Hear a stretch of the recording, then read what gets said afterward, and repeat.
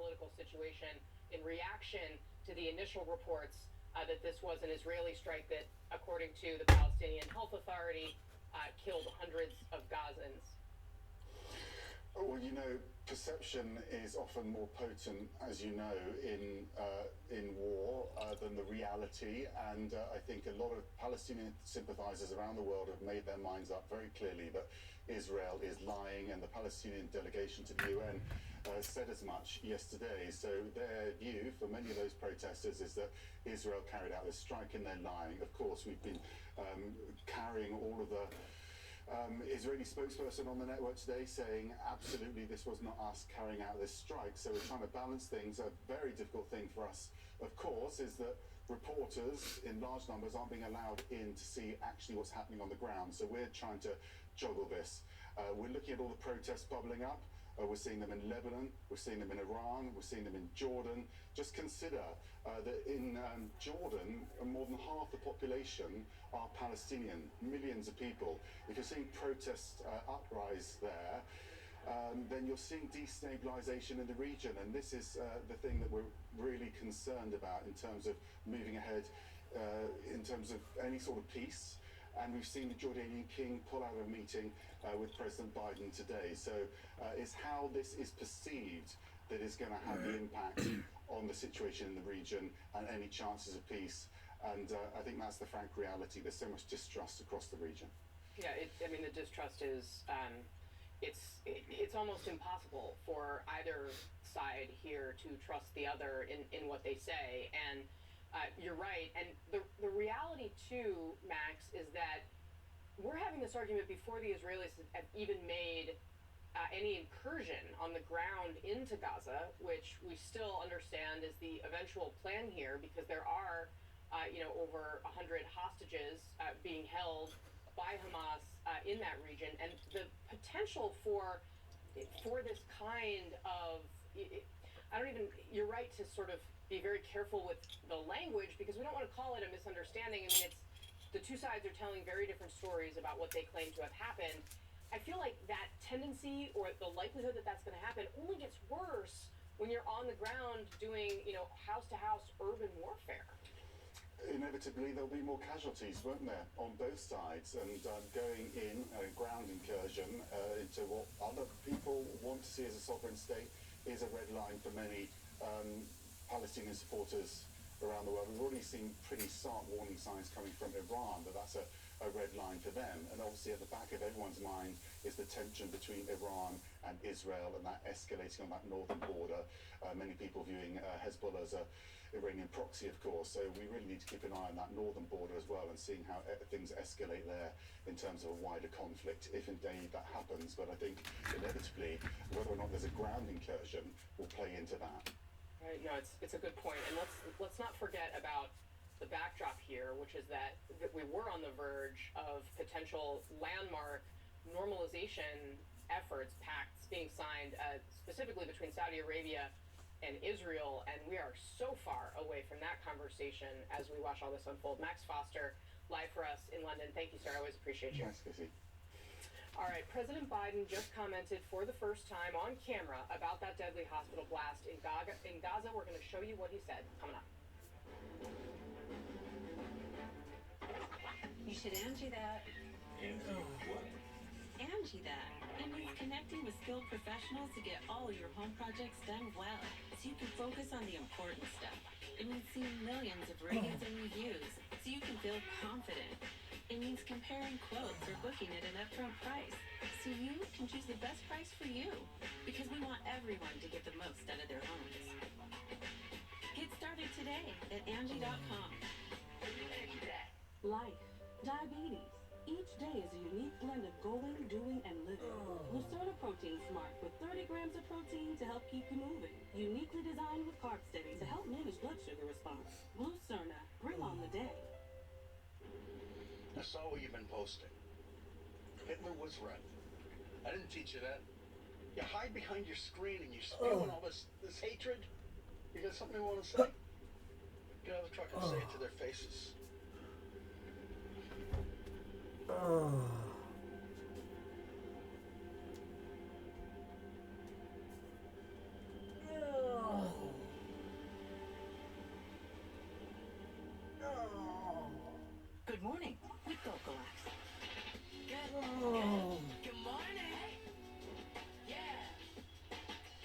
Ocalax Chewy Fruit Bites for fast and gentle constipation relief in as little as 30 minutes, making your good morning even better with Ocalax.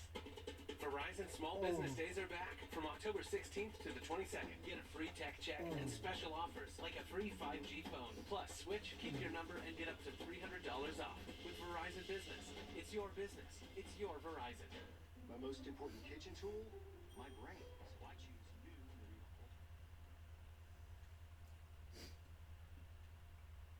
Oh.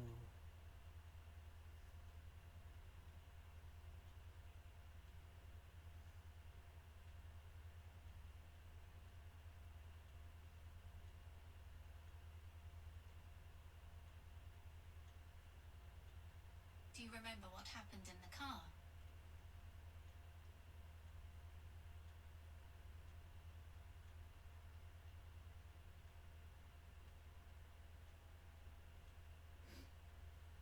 Oh.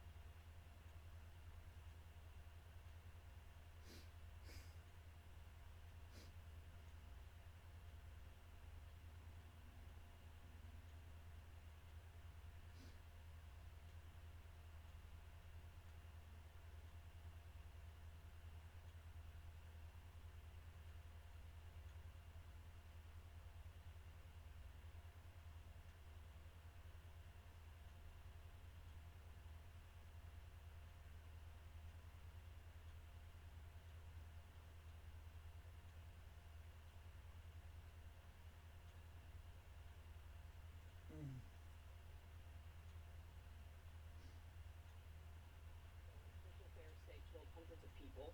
The president is in Israel. He's currently sitting down for a meeting with Prime Minister Benjamin Netanyahu, and he said he believes that Islamic militants were behind the explosion. I was deeply saddened and outraged by the explosion at the hospital in Gaza yesterday. And based on what I've seen, it appears as though it was done by the other team, not you. But there's a lot of people out there not sure. So we got to overcome a lot of things. So the president was apparently referring to evidence that the Israeli military says proves the explosion originated with an Islamic Jihad rocket that was misfired and that set the hospital on fire. The blast at the hospital and the horrific civilian casualties have triggered huge protests across the Arab world. CNN's Becky Anderson is live in Tel Aviv. Becky, the president's remark, he said that the blast was caused by, quote, the other team. He was sitting across from Netanyahu, so he meant Gaza militants. This does seem to put the U.S. as saying we believe one side specifically. What does this mean for the diplomatic mission he's on going forward? Yeah, let's just be quite clear. Authorities in Gaza absolutely put the blame squarely on the IDF and strikes by Israel. I think, you know, this puts us in a very odd situation here. I mean, it's not clear what the US president's objectives were in coming to Israel, nor what success would look like. But clearly, if you call this a mission to a certain extent, that mission, that trip, certainly framed in a slightly different way in the hours that President Biden was on Air Force One, flying here when the news came of that horrific, catastrophic blast in the hospital, which has killed hundreds. And we have seen very swift regional reaction. The UAE, Saudi Arabia, Egypt, the PA, the Palestinian Authority, Iraq here condemning Israel squarely and placing the blame for this attack on the IDF. And I just want to read a statement for our viewers from Jordan's King Abdullah. And let's remember, the countries that I'm quoting here are sort of clear friends or allies of the United States at this point, and particularly Jordan. King Abdullah calling the strike a heinous massacre committed by Israel today against innocent, injured and sick civilians who were receiving treatment. Now, I have to be clear, that statement came out in the wake of this blast, that came out before the evidence was presented by the IDF as to why it wasn't their responsibility and why it was the responsibility of Islamic Jihad, according to Israeli forces. But similar words echoed by Saudi Arabia, and let me just read you what the Foreign Ministry has said there. The kingdom condemns in the strongest terms the heinous crime committed by the Israeli occupation forces, calling it, and I quote here, a flagrant violation of all international laws and norms, including international humanitarian law. And what's really important about these statements that we are seeing, these are erstwhile friends and allies of the United States. Saudi Arabia, the country that was reportedly only months away from normalizing relations with Israel at the behest of the United States, this normalization of relations with Israel as an opportunity for a new era in the Middle East, sat squarely, of course, as a pillar for the Biden administration's Middle East policy. I have to say it was certainly a pillar of the former presidency, under Donald Trump as well. But all bets are off at present from these friends and allies of the United States. So let me explain exactly why. In Jordan, in Iraq, in Ramallah overnight, you are seeing thousands of people on the streets. These are national security issues now for these countries. Protests that they didn't want to see, a conflict which is spreading onto their streets outside of Gaza, and this is what they've been warning of for a long time. It's been months in the making, these warnings about what might go on in Ramallah, for example, the West Bank. These are warnings coming from this region, and now you are seeing evidence of it, and it is extremely concerning to these leaders. You're not seeing these sort of protests on the streets of Saudi Arabia and the UAE. You wouldn't expect to see, but you are seeing a lot of complaint by those who support the Palestinians. So this is, to a certain extent, the region is saying this is getting out of hand, Casey. They want to see what happens next, and they will be very mindful of what the president does here. Right, and we were showing everybody Lebanon, Iran, Iraq, Jordan. It's across the region. Becky Anderson, thank you very much for your reporting, as always. President Biden was planning to meet in person with the King of Jordan, the Palestinian Authority President Abbas, and Egyptian President el-Sisi before he came home, but that was before the hospital blast. Instead, Biden plans to speak with Abbas and el-Sisi on the flight home. CNN's Nada Bashir live in Amman, Jordan, with more. Nada, of course, is there in anticipation of what this was supposed to be. But as Becky was just outlining, the domestic politics in many of these countries really made it impossible for them to go ahead with this meeting with President Biden. Nada, walk us through more of the reasoning here. Well, look, I cannot understate really how significantly popular pressure is across the Middle East, particularly here in Jordan, where around 50% of the population is either Palestinian or of Palestinian descent. We've seen those large-scale protests taking place, particularly last night, where we saw that outpouring of outrage and condemnation from people here in Amman, heading towards the Israeli embassy. Some protesters even attempting to storm the Israeli embassy. There is a real strong feeling of support for the Palestinian cause, for the Palestinians inside Gaza who have been under Israeli airstrikes for more than a week now, and that pressure is certainly felt by Arab leaders, not least here in Jordan by the Jordanian monarchy. Now, of course, that meeting was set to take place today. The first time we have seen all four leaders gather together: President el-Sisi of Egypt, President Abbas of the Palestinian Authority, King Abdullah, and of course US President Joe Biden, all key players in any prospect for some kind of peace agreement if there were to be one. Of course, now this has raised concerns that this could mark an escalation in the tensions beyond the Palestinian territories and Israel. And of course, as we heard last night, President Abbas of the Palestinian Authority returned back to Ramallah, calling for an urgent meeting of the Palestinian leadership. We know President Biden will be speaking to Abbas, but as things stand now, the Jordanian government says they do not see their international partners as being on the same page when it comes to their focus on ensuring that there is a solution to bringing this war to an end and bringing some respite relief to Palestinians besieged in the Gaza Strip. All right, Nada Bashir in Jordan for us. Thank you very much for that report. All right, let's come back to Washington now and bring in Margaret Talev. She's a senior contributor at Axios and the director of Syracuse University's Democracy, Journalism, and Citizenship Institute. Margaret, good morning. You, of course, have covered the White House over the course of your many, many years here.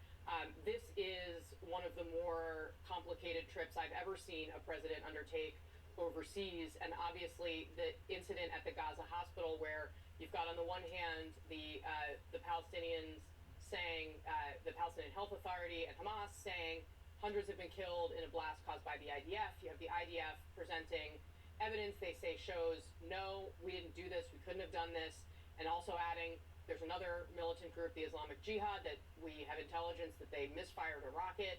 Now you've got the president coming in there and saying, okay, to Benjamin Netanyahu, we think the other team did this. Now, this is a president that sometimes speaks off the cuff. Sometimes his aides have to clean up after him. What was your takeaway from how he presented what seems to be an official U.S. take on this catastrophe? Casey, it certainly did, and the phraseology that he used was actually sort of jarring. And I think the U.S. government is going to hope that that what he said ends up being correct. This just shows how fraught a situation is. They literally had a game time decision on the ground yesterday, which was, do we take off? Because it became obvious that before he even landed, everything was going to change on the ground, and he was going to be coming into an extremely uncertain situation.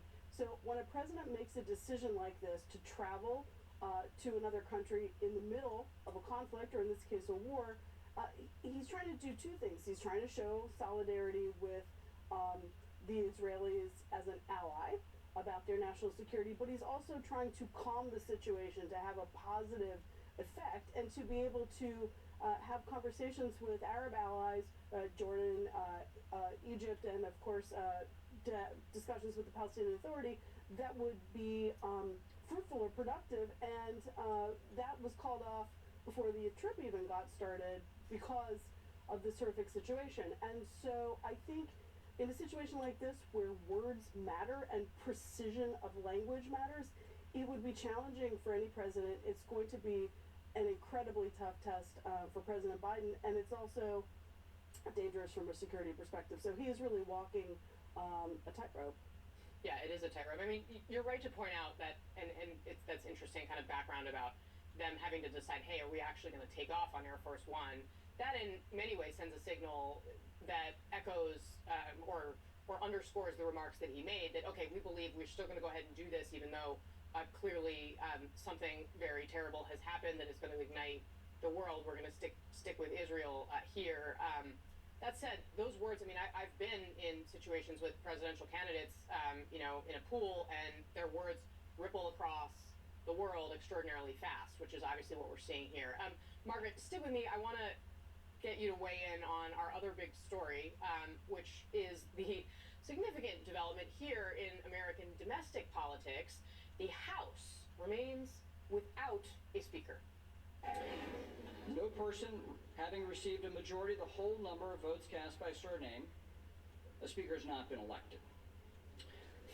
So if at first you don't succeed, try again. That is the strategy that Representative Jim Jordan is going to take on after he lost his first vote for speaker on Tuesday. Jordan is trying to project optimism, and a second vote is set for 11 a.m. today.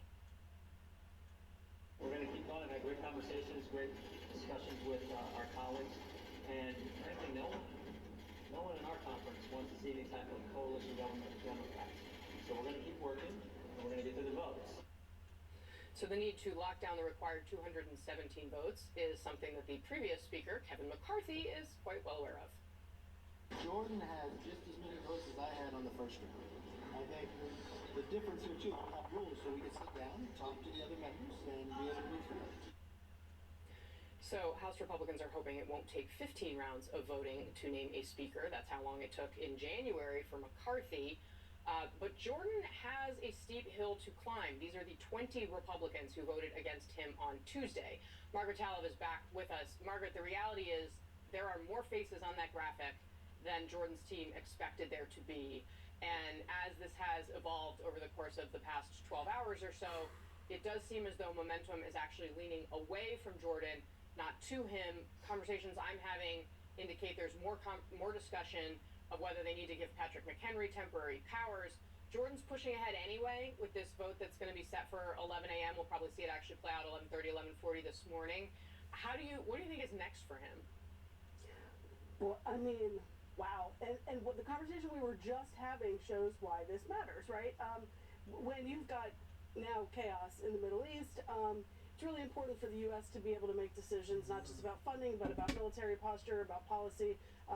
The House is really hobbled until either this is resolved or some kind of a temporary speaker arrangement is locked in.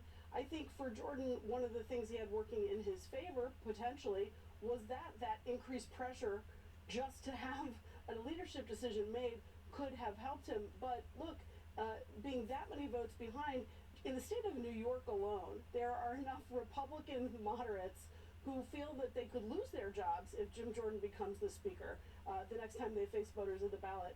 That alone could be enough to hobble him. Then you have some of these other folks around the country who were just not comfortable with his record, not comfortable with his alliance with Donald Trump, not comfortable with his failure to declare Joe Biden decisively the winner of the election. There are enough holdouts that unless something magical happens in the next few hours for him, I think it's going to be very tough. And I think the Patrick McHenry option that you're alluding to has been out there for days on the sidelines, but all of these contenders thinking, well, let's see if we can just get this done the normal way. And if if they can't, they're going to need to make another decision first. I think Jordan, thinking that perhaps his longtime alliance with Trump, a lot of Republicans desire not to anger Trump, could help get him over the line. But at this moment, at this hour, he doesn't appear to have enough momentum to close that gap. Yeah, you say they want to get it done the normal way. I think we should also not lose sight of the fact that this entire thing is not completely abnormal for where we are. But I want to just underscore one of the early points you made, because I think it's easy to lose sight of it.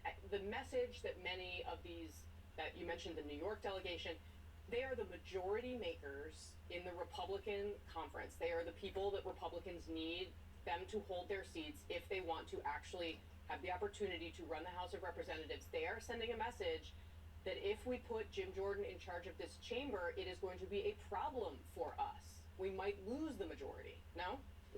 Well, that's where the rubber meets the road. You've got a very strong base in the Republican Party, and it's really empowered the right flank, the Freedom Caucus. But in the end, the majority is so bare, the House GOP majority is such a bare one, that unless they can hold that coalition together, they really can't afford to lose more seats. Come next November, they lose control of the chamber. And so that's always been the tension, but it has come into very clear focus in the midst of this extremely drawn-out fight to lead the House. Yeah, it really has. And let's not forget that the Democratic House Speaker, Nancy Pelosi, when she was in charge, had a similar majority and did not face any of these issues. It really is about the division inside the Republican Party. Margaret Talev, thank you very much for being here with us this morning. I really appreciate it. Thanks, Casey. And President Biden is huddling with Israeli cabinet members in Tel Aviv at this hour. The tough questions that he's asking as a friend, he says, next. Some days I cover up because of my moderate to severe plaque psoriasis. Now I feel free to bare my skin thanks to Sky Rizzy.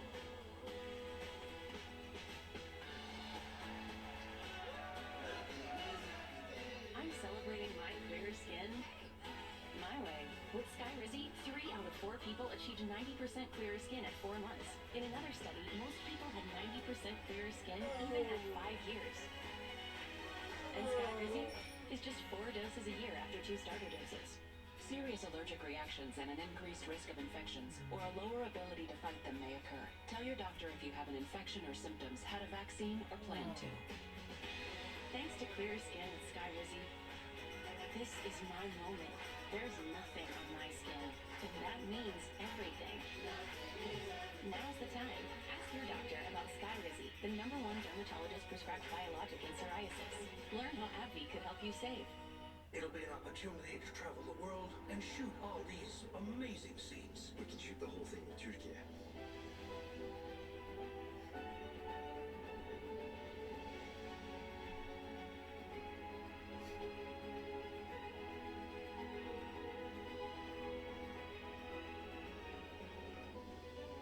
You see, Turkey has it all.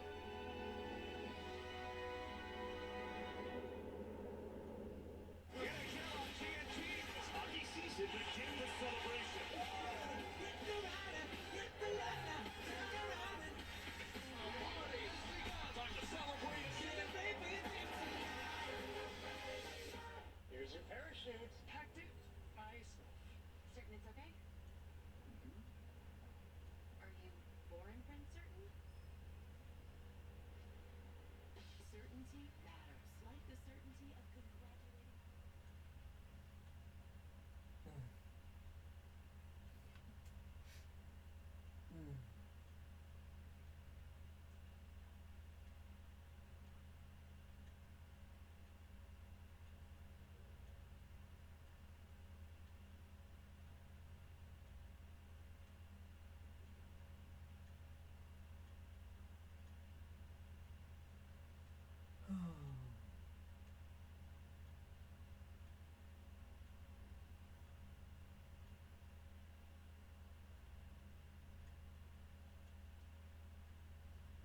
I usually don't sleep a lot these days, but right now, I hope sleeping will allow more healing to take place, so I'll wake up feeling better.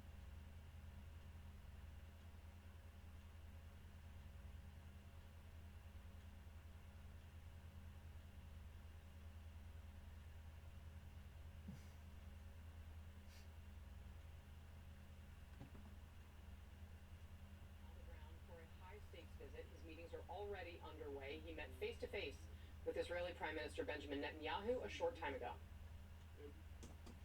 Israel, as they respond to these attacks, it seems to me that have to continue to ensure that you have what you need to defend yourselves.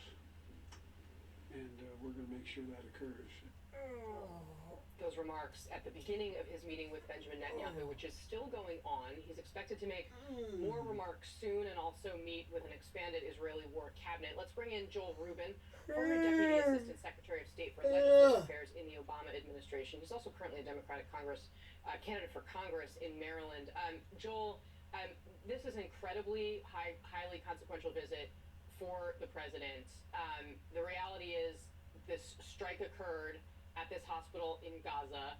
The Palestinians immediately said that it was an IDF strike. The IDF has since disputed that. Protests have broken out across the Arab world. There obviously were questions, should the president take off, should he not? He did. He went to Israel. He said that he believes, it seems, that it was caused by, in his words, the other team. He said that to Netanyahu. So he's ascribing this strike to Islamic militants. The situation is incredibly politically explosive. You've been in rooms where some of these kinds of things have unfolded. What are the conversations like right now? Yeah, Casey, you just laid out the exact dynamics of the Middle East, really, and this is incredibly gutsy of the president to be going there right now, and the dynamics in the room are certainly going to be impacted by what just took place overnight. And I think in many ways it's going to reinforce the importance of the president's trip. You know, he's there to show Israelis that he has their back, that the United States stands with Israel. He's also there to carry a message that humanitarian assistance to the Palestinians is crucial, that there needs to be protection of civilians, and that's a message that he has a lot of credibility now to provide because of his support for Israel in such a strong manner. Across the board in Israel, there's a significant amount of gratitude to him for that. So you can carry that message. The other big issue, of course, is the hostages, the 13 Americans, the almost 200 hostages overall. That's a high priority for him. And so clearly his being there demonstrates directly how important it is to get that taken care of safely. Let's talk about the humanitarian situation in Gaza for a moment. Obviously, we've been focused on the hospital. When that happened, the leader of Amman, Jordan, the king, canceled what was supposed to be a second day for the president to meet with Arab leaders after he went to Israel. The point of that was supposed to be, and the White House was telegraphing before that, hey, we'd agreed to do this because we also want to demonstrate, and we got a commitment that humanitarian aid would go into Gaza to help the civilians who are not, associated with or supportive of Hamas. They need us. Obviously, that was scrapped. And that, I think, presents a real challenge as well for the president. It really does, Casey. Look, our allies, Jordan, Egypt, the Palestinian Authority, these are frontline states right now dealing with the impact of the strike, but they also do have a moral obligation to support the Palestinians who are in a conflict zone. And getting the aid in, this is a dance that now has been taken up to a week. Where Secretary Blinken has been working with these countries, trying to find a way to open up the gates and let the aid in.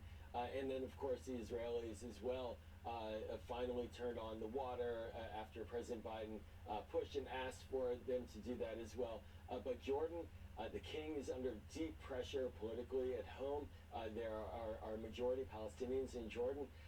But all of that said and done, there has to be a way for them to provide support for the Palestinian people in Gaza for survival purposes. But Israel is going to mount a ground offensive, and if the Palestinian people are not protected at the front end, it's only going to get more desperate once that offensive starts. Right, and of course the backdrop here, chaos in Washington. The administration is preparing a request for aid to Israel, but there's still no Speaker of the House. No speaker, meaning no assistance to the Israeli military, no additional American assistance to the Palestinians for humanitarian aid, and frankly, a sign of dysfunction at the worst possible time. We can't have a failing government, and right now we do. We don't have the ability, in the case of moving appropriations bills, to get those through the floor and through the Senate then and onto the president's desk. This doesn't look like it has an end date either, so it really undermines the president on his trip overseas for the leaders he's meeting with to know that back at home there's chaos and disarray, and that's a really weak hand for the United States when we're trying to bring our allies together right now on this critical issue. Yeah, it's a stunning reality, and it's one that has conversations on the Hill increasing around how to figure out how to empower the temporary speaker, Patrick McHenry. We'll see what happens there. Joel Rubin, thanks very much for your time this morning. Thanks, I really appreciate it. President Biden is in Israel after that Gaza hospital blast killed hundreds of people. He is expected to speak soon. We'll bring you that live. Don't go anywhere.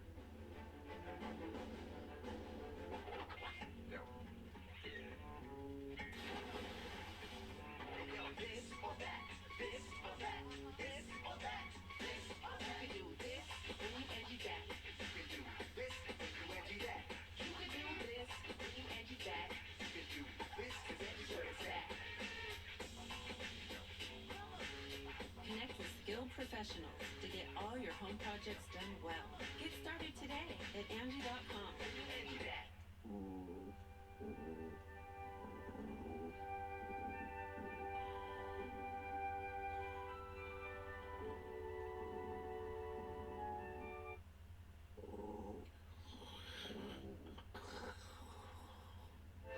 Sustainably caught Atlantic salmon, immunity-boosting superfoods, and powerful probiotics in every bite. Jinx is real dog food made by real dog people. Verizon Small Business Days are back from October 16th to the 22nd. Get a free tech check and special offers like a free 5G phone. Plus, switch, keep your number, and get up to $300 off with Verizon Business. It's your business. It's your Verizon. I suffer with psoriatic arthritis and psoriasis. I was on a journey for a really long time to find some relief. Cosentix works for me. Cosentyx helps real people get real relief from the symptoms of psoriatic arthritis or psoriasis, serious allergic reactions, severe skin reactions that look like eczema, and an increased risk of infections, some fatal, have occurred. Tell your doctor if you have an infection or symptoms, had a vaccine or plan to, or if IBD symptoms develop or worsen. I move so much better because of Cosentyx. Ask your rheumatologist about Cosentyx.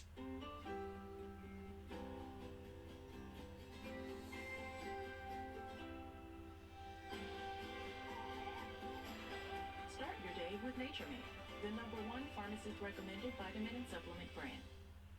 With the Freestyle Libre 2 system, know your glucose level and where it's headed. No finger sticks needed. Manage your diabetes with more confidence. Freestyle Libre 2. Try it for free at freestylelibre.us. Good morning with Dulcolax. Good morning. Yeah.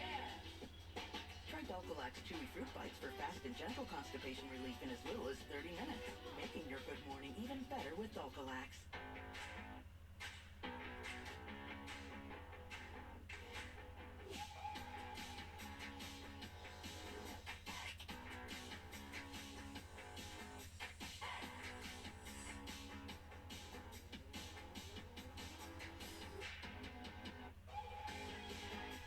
Create a backyard that's out of this world. Right now, save $30 on the GTA 26 handheld battery pruner. Real steel. Find yours. Our mission here at CNN is that the news comes first. That's the promise of the Situation Room. We work as hard as we can to get the facts. The Situation Room with Wolf Blitzer, tonight at 6 on CNN.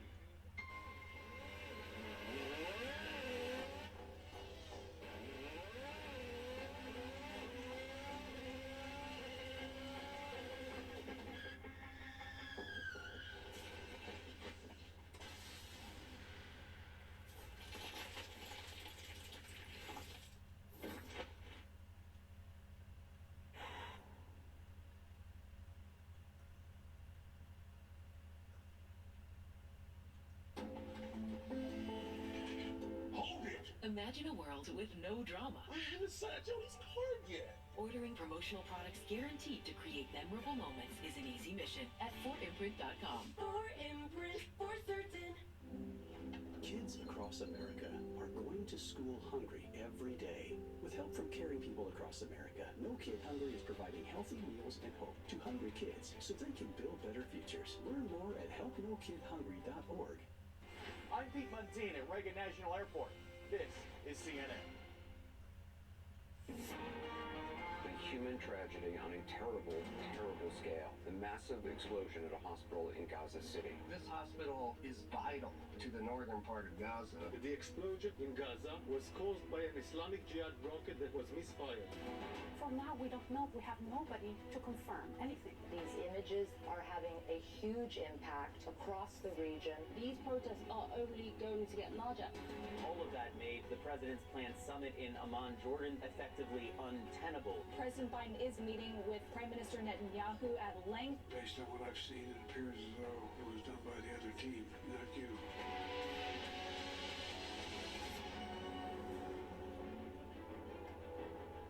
Good morning, everyone. A very significant day on the world stage. I'm Poppy Harlow with Phil Mattingly in New York, Aaron Burnett, Clarissa Ward, Caitlin Collins on the ground in Israel, where President Biden is right now at an incredibly volatile moment in the war between Israel and Hamas after an explosion at a hospital in Gaza killed hundreds of innocent civilians. Officials there claim that it was an Israeli airstrike, but Israel insists it was a misfired rocket that was launched by Palestinian militants, Islamic Jihad, right near the hospital this morning. President Biden appeared to take Israel's side. Listen.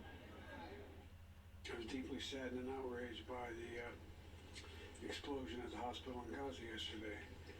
And based on what I've seen, it appears as though it was done by the other team, not you. But there's a lot of people out there not sure. So we've got to overcome a lot of things. Shortly before Air Force One landed in Israel, the Israeli military laid out photos and video evidence they say blames the explosion on the Islamic Jihad militant group. Despite Israel's denials, a wave of anti-Israel protests erupted in cities across the Middle East. In Lebanon, Hundreds of protesters tried to break through security barriers near the U.S. Embassy. Police fired tear gas and water cannons to drive them away. We have team coverage. Correspondents on the ground in Israel and across the region. Let's start with Aaron Burnett live in Tel Aviv. Aaron, this is a very volatile situation. What is President Biden walking into today? Incredibly volatile, and those images that you just showed, those 4 images from across the Middle East, say it all. That is the situation here, and the heightened tensions. You've got, in Beirut, calls for a day of unprecedented rage ahead. All of this because of what happened at that Gaza hospital and because of the anticipation of Israel launching a broader assault on Gaza. It is an incredibly tense moment, and as you know, Phil and Poppy, part of the reality is, part of the problem is, President Biden was walking in thinking that he was going to be able to show he was meeting with the Israelis as well as with Arab leaders, including the leader of the Palestinians. That meeting, of course, was canceled because of the hospital attack. So while he says he'll be speaking to them on the airplane, that is a huge blow. It is a blow to what his efforts are here. And it is, you really can't underestimate the significance of the fact that those people and those images you saw, it was after dark when that hospital was struck. It was hours later, 11, 12 a.m., 1 a.m., 2 a.m., when we saw those protesters come out all through the night. Wasn't as if they woke up in the morning and decided to do it. They got up and they went out in that moment, and that should give you a sense of the intensity and the passion here. Aaron, overnight, Israel not only spoke at a press conference, but also provided images that they say is proof that they did not, this was not a strike from Israel. Can you walk through what they are putting out there? Yes, and I'll show you guys first of all. They literally are putting out here documentation that they say proves that they did not do this. They are saying, for example, basic things that when you have an Israeli strike, it is followed by craters, right? That they're saying craters, and that these weren't here. They're saying that the rocket actually came from a group called the Islamic Jihadist Group from a cemetery right next to the hospital, that it launched there and it failed. Now they say because it was so close, the large blast is actually evidence not of its power, but of its short trajectory. They say that they can still see the rocket has a lot of its propellant fuel, so it obviously didn't travel very far. So this is the argument they're laying out, and they literally, as I said, are putting out pictures they took from a drone. And they also are putting out audio of what the IDF claims are terrorists talking about the misfire. Now, I should say CNN can't independently verify what caused the explosion or the authenticity of that exchange, but I will say they put this out.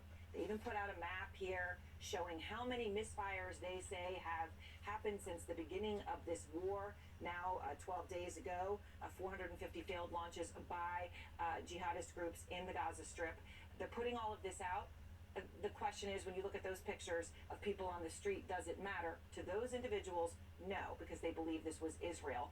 In the eyes of the international community, maybe this does make a difference, but in the eyes of the streets, no. I want to go to CNN international correspondent Clarissa Ward in Ashkelon, Israel, and the hospital blast, to that point, is a huge inflection in this already tense war. President Biden now on the ground. What is your biggest takeaway at this hour? I mean, there's no question this feels like a watershed moment in this already gruesome conflict. We've been speaking, Aaron, to doctors on the ground, some of whom were at that hospital. They say that on October 14th, there were 2 Israeli hits very close to the hospital. They also said that they received a phone call the day afterwards from the IDF telling them that they should evacuate from that hospital. They're using that to bolster their argument and their conviction that this was indeed an Israeli strike. They point to the fact that they do not believe that a rocket attack would cause that kind of damage, would cause that kind of death toll. They also have been describing just gruesome scenes, Aaron, some of which we have seen borne out in videos of the horror of the aftermath of this explosion, body parts strewn across the entire area. They said that basically people had been taking shelter in the Al-Ahli Baptist Hospital, that they had been, many of them, sleeping in tents in the garden of the hospital. This is a common thing during times of heavy bombardment in Gaza. People flock to hotels, people flock to hospitals. They believe that those areas are largely safe. They set up camp there. They wait for the situation to improve. Obviously, in this case, We're seeing now hundreds dead. It is still unclear what the exact number is. The efforts to try to sift through the wreckage and identify how many people have been killed continues. But at this stage, as you say, the focus now is very much on the reaction, on the fact that for many Arab states, this is now becoming a national security issue in their own countries because people are horrified, people are angry, people want revenge, and they are taking to the streets, and we have seen protests erupting all throughout the region. So this becomes a real challenge as well, even for allies of the U.S. I think that's partly why you have seen Arab leaders cancel this meeting with President Biden, because it just becomes too difficult for them to be seen as tacitly endorsing anything coming from the U.S. or Israel in this very, very contentious moment. One other thing to mention, the UN Secretary General has come out and said, listen, there needs to be an immediate humanitarian ceasefire. So far, no indication that that might be in the works. We have been hearing heavy strikes continuing throughout the morning, Aaron. All right, Clarissa, thank you very much. And as you point out, that King Abdullah of Jordan, also someone who's close to President Biden, long-time relationship, a friendship. And the fact that he is still, because of what is happening at home and in this region, unable to have that meeting, these are significant things. Caitlin Collins is here in Tel Aviv with President Biden, who will be speaking soon. And Caitlin, we heard Biden appearing to agree with Israel, right? And that they were not responsible for the deadly hospital explosion is significant. It seemed he went further than his national security officials. So how significant is this, what he exactly said? Well, he went further even than what he said before departing the United States to head here to Tel Aviv. And he had just arrived here. He had not been on the ground for very long, Aaron. He had greeted the Israeli Prime Minister Benjamin Netanyahu at the airport, and then he made his way here to this hotel that I'm standing in now, where he is having his slate of meetings, the very few meetings that he is having while he's on the ground here in Israel. And it was one of the first comments that he made. It was incredibly significant because the president took the time, as he was seated one-on-one there with Netanyahu, with their national security officials by their sides, to say that based on what he has seen, he said it was the other team, and he specifically said, not you, referring to the Israeli Prime Minister.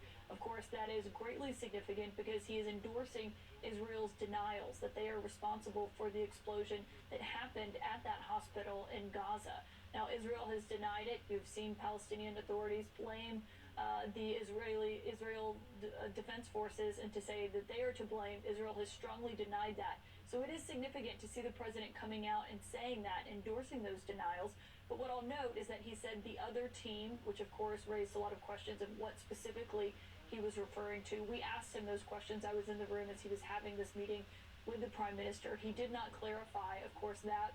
And the other big question is what it is that he has seen that has led him to endorse these denials by Israel, that it was them who was responsible for that explosion at that hospital in Gaza. He had only just been on the ground here for a very short period of time. He had not had any meetings behind closed doors with the Israeli government officials, but he had been on Air Force One, traveling with his own national security team, his national security advisor, Jake Sullivan, who was in the room. So that is still a key question here.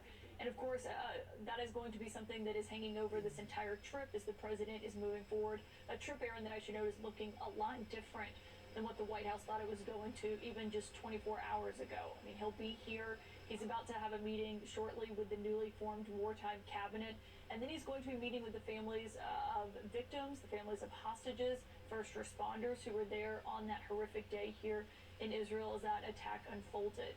Of course, he is not going to be going on to Jordan to have meetings with those other world officials. That is incredibly significant and certainly a setback to what the president was hoping to do. But key questions still remain of what the deliverables of this trip will look like. Is it humanitarian aid? Is there a certain, as they're trying to ward off this turning into a bigger regional conflict? Those are the key questions that still remain here this morning.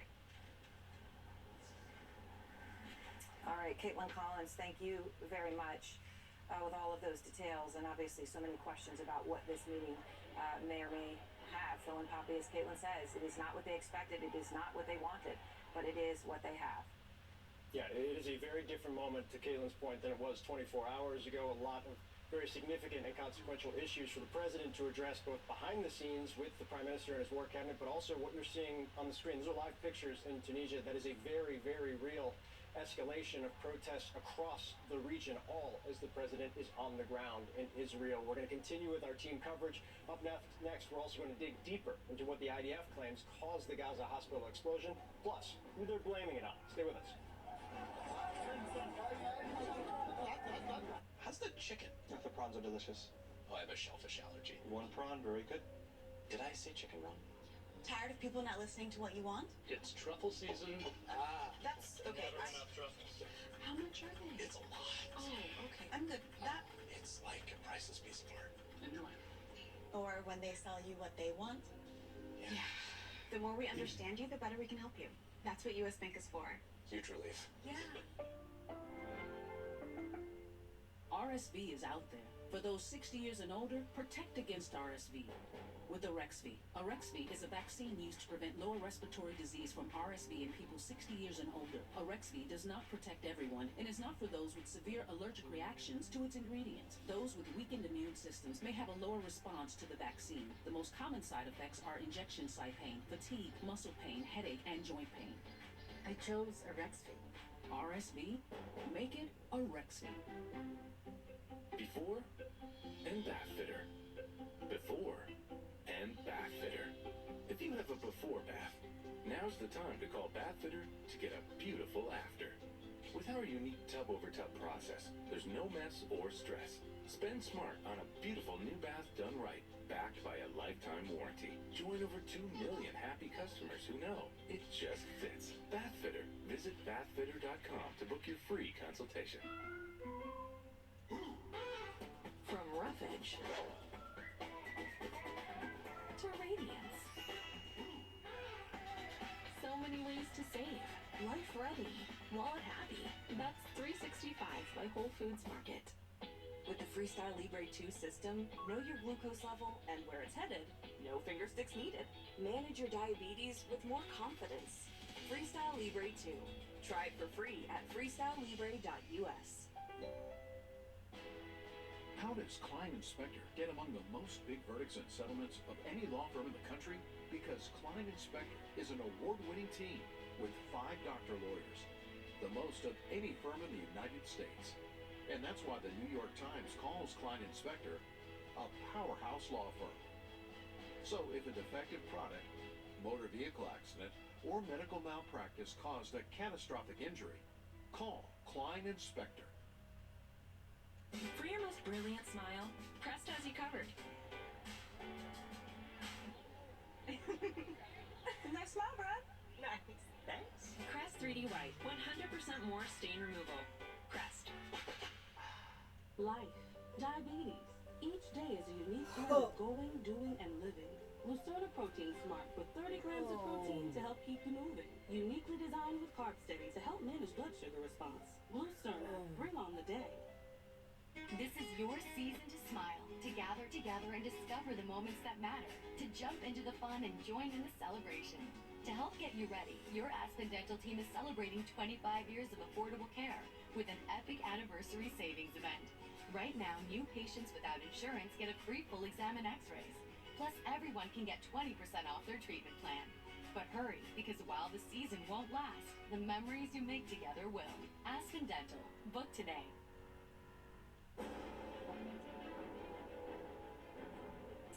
Live pictures of smoke rising over Gaza. Smoke rising over Gaza is now every single day. It puts the hospital strike in context. Such horror happening, perhaps unavoidable in a situation where there is such bombardment coming in and the efforts of bombardment coming out all day, every single day. The thuds felt all around, even here. And just hours ago, a spokesperson for the Israeli military held a news conference. So they are putting out their cards on the table, blaming the Gaza hospital explosion on the Palestinian Islamic Jihad. It is different than Hamas. It is, though, however, the second largest armed group in Gaza. The explosion of the Al-Hali al-Mahadani hospital in Gaza was caused by an Islamic Jihad rocket that was misfired. According to our intelligence, Hamas checked the reports understood it was an Islamic Jihad rocket that had misfired and decided to launch a global media campaign to hide what really happened. All right, a news conference, all of this information, you were there in that room. They feel the need to make their case and point by point. What did you hear?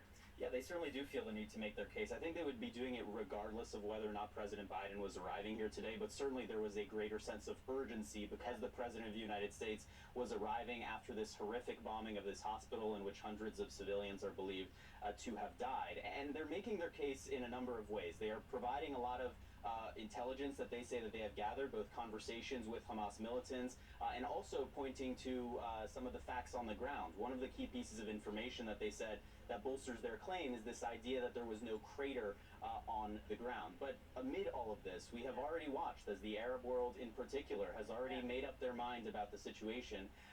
And that is something that Israel is certainly fighting against. And they're fighting against it because they have had a credibility problem in the past, including with the killing of the journalist Shireen Abu Akleh last year, when the Israeli government initially claimed that it was Palestinian militants and not Israeli soldiers who fired on her. I asked the IDF spokesman that question. Among other incidents, the Israeli government initially claimed that it was armed Palestinian militants who killed the journalist Shireen Abu Akleh, which we know is not true. So why should the world trust you now? Because of the importance of credibility, we took the time. It took us more than 5 hours. We wanted to double-check everything, make sure we're credible. Again, we wanted to double-check everything, make sure we're credible, opposed to the other events that you mentioned. And so he says that we're taking the time to be credible this time, right? Acknowledging almost that they have had a credibility problem in the past. Acknowledging that there are times where they have not been credible, right? Yeah, absolutely, absolutely. Although, and I understand time is of the essence, but 5 to 6 hours, I know they're saying that's a lot of time. But, you know, I'm not exactly sure how to look at that, but it's not a lot of time in some sense, isn't it? With the journalists who were killed in southern Lebanon, we still don't have an official IDF response to that, for example, amid allegations that it was because of IDF shelling on them. So they clearly pick and choose their moments when they want to put out fulsome information and they want to make their case. Absolutely. And Phil and Poppy, I will say one other thing, because Jeremy has all this too. What they show here is what we already know, but I think is worth emphasizing to viewers, that they have complete surveillance of this area, drone surveillance constantly, right? And they actually put out a trajectory analysis of every rocket that was coming in and out of that time. You say, how could they know that? Well, they do know that because that's how they activate their Iron Dome on such specific small locations, right? Because they do know rocket trajectories and angles, and they do know that analysis. So I think it is significant just to say they are putting this level of granular detail out to support their claim, Poppy and Phil. Okay, thank you so much, Aaron. And to exactly the point that Aaron just made, let's bring in CNN military analyst Lieutenant General Mark Hertling, also with us, our global affairs analyst Kim Dozier. Talk a little bit more about what Aaron just laid out and if that can be definitive proof or if it only goes so far. It only goes so far, first of all, and Aaron is learning all kinds of new things out there, but this is what's called a point of origin chart. Every commander has one of these, and their artillery groups has it. And as Aaron said, this is how the Iron Dome works. The radar initially gets where the point of origin of a rocket occurs. They use that, first of all, to conduct strikes on that area. You want to kill the enemy. But it also shows you the trajectory of the round, because that's how the Iron Dome works. You pick up this trajectory somewhere along its route to knock down the rocket. In this case, they've got several rockets coming out of this area on several trajectories. One of them goes right out of the hospital. Or right over the hospital. This is pretty good evidence in and of itself, but it's not enough. You also have to take a look at the craters that they provided. And that's what the Israelis pointed to right away. Exactly. The first one is the point of origin and the point of aim. This one is their crater analysis. It hit in this parking lot. This is the hospital right here. And you saw the burned cars. There were no craters in that area. That means either the rocket exploded over an area or it hit a car, set it on fire, and the blast had some effects. And just seeing some of the films that were shown this morning, there were pockmarks on the side of the building. That's an indicator of a blast of a rocket, but there's no craters there. And the IDF, to try and make their point, is saying, hey, this is what a bomb crater looks like here and here that are coming off of aircraft. The other thing that's important is what I don't think they did say is if the IDF is aiming for a hospital with their precision rounds, they're going to hit it. They're not going to hit the parking lot. They are going to hit the building. And what you've seen inside of the building and outside of the, again, this is the site of the original fire, so the round probably hit somewhere in here. And then what the IDF shows is the hospital here with the fire in the parking lot. So all of these things are pretty good proof of where the round went. Kim, we also know the attribution, at least according to the IDF and what they're claiming right now, is Islamic Jihad, not Hamas. For people who aren't as familiar with, I think, the various groups that are in the region in Gaza, who is Islamic Jihad? What's their relationship like with Hamas? Hamas is the governing body, it's the governing party. Islamic Jihad is one of the militant groups that works alongside it, has similar goals, and Hamas allows it to flourish because it's got a following within Gaza. So the problem is, to use President Biden's terms, you believe your team, and Islamic Jihad is on the team. So, you know, there's a call for an international investigation into this. But if Hamas knows that this was an Islamic Jihad rocket, and the audio that the Israeli Defense Forces released seems to indicate that, there's no way they're going to let investigators in there on the ground to prove them wrong and to prove that it wasn't an Israeli munition. So does that mean, General, that the world may never get definitive proof? What would definitive proof look like? You're not going to get it, Poppy, because as Kimberly just said, you have to do crater analysis. You have to pick off the pieces of the rocket that are still in the area. I mean, there are remains of the rockets, little shards, and you can tell from that crater analysis, from that rocket analysis, where the round actually came from and what kind it was. But unless you get in the area, you can't pick that final piece of forensic evidence. And as Kim said, you know, to quote Mark Twain, a lie is going to get around the world before the truth gets its boots on. And that's what's happening in the information age when you have so much stuff going out online. You can't walk this back based on what we saw in the riots last night. But it's ongoing right now. Yeah. We just showed live pictures out of Tunisia. I've been in this situation in combat where allegedly we hit a mosque or a building, and you can never counter the bias in the area. And these are the live pictures.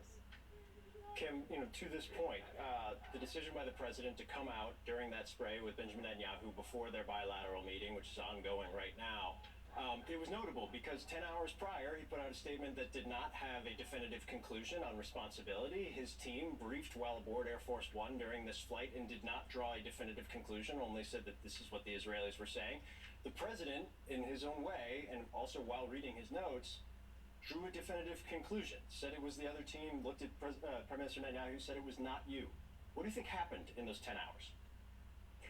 I think they've seen a lot of the Israeli intelligence and they believe it. They believe that this was an intercept. And think from the Israeli point of view, to put out that audio intercept is letting everyone who was on that call or radio transmission know we can hear you, we're listening to all of this, and they're going to change their methods of communication. So that was a big risk.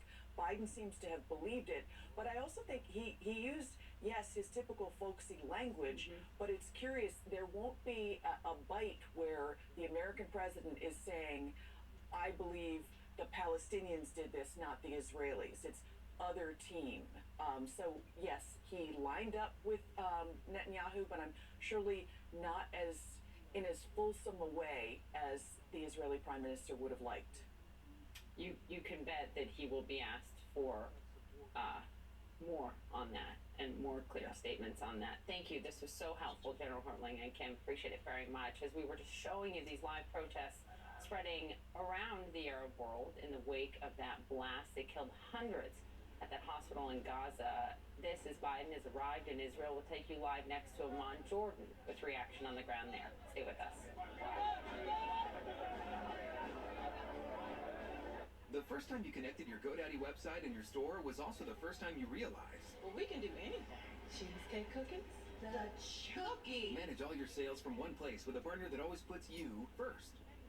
Start today at GoDaddy.com. Custom Ink helps us motivate our students with custom gear. We love how Custom Ink takes care of everything we need so we can focus on the kids. Custom Ink has hundreds of products to help you feel connected. Upload your logo or start your design today at customink.com.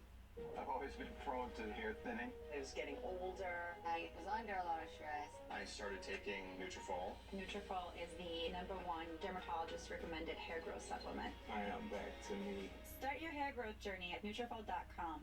Tina used to worry about bad breath. Now, Swishy time. she uses TheraBreath mouthwash for 12 hours of fresh breath. And it's non-burning, unlike our outfit, which is fire. Try TheraBreath mouthwash. It's a better mouthwash. At AG, we believe that nourishing your whole body is key to unlocking your vitality as you age, allowing you to thrive both physically and mentally. This is foundational nutrition made simple with AG1. New projects means new project managers. You need to hire. I need Indeed. Indeed you do.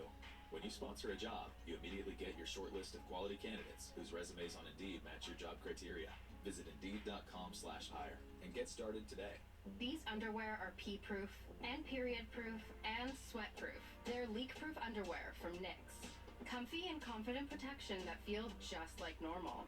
With so many styles and colors to choose from, switching is easy at NYX.com. My heart is yours, dear. Just take my hand, and I promise, just take my hand, darling. Hi, I'm Sharon, and I lost 52 pounds on Golo. On other diets, I could barely lose 10 to 15 pounds. Thanks to Golo, I've lost 27% of my body weight, and it was easy. The all-new Ergo Smart Base from Tempur-Pedic automatically responds to snoring. So no more hiding under your pillow, because this system actually detects snoring, then adjusts to help reduce it. Experience the mattress ranked #1 in customer satisfaction by J.D. Power 4 years in a row. Being a journalist is the best job in the world. Asking challenging questions of the folks who run the world. Is Ukraine going to win this war? Yes, of course. You ready? The Lead with Jake Tapper, CNN Today at 4.